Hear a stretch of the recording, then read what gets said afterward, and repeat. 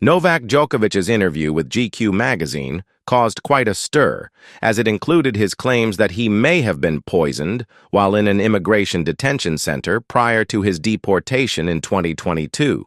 After Djokovic opted against taking a COVID vaccine in 2021, he was initially given a special exemption to enter Australia before he was then removed from the country ahead of the Australian Open.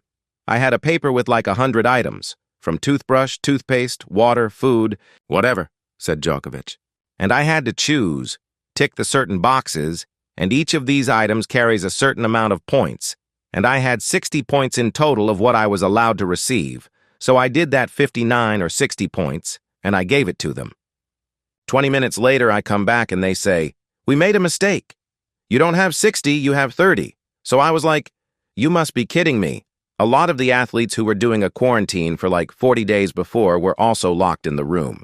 But the difference is that obviously they were not in kind of a jail room, and I was. And then, when I won the case, I was free. I mean free if you call this a freedom. Honestly, I was in a rented house, and I was followed by police everywhere I went, and I had the helicopter hovering around the center court where I was training. I was not allowed to access the locker room, main locker room, so they had to find an alternative locker room for me to change and take a shower and get me out of the site, so I was kind of like a fugitive there.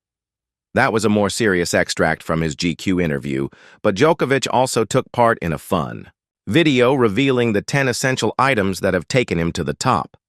Djokovic said, "Pretty familiar with this. Just has evolved, like different models and stuff. Head is my racket sponsor and has been my record sponsor for many years. I've played since I was very, very young with Head racket, different models.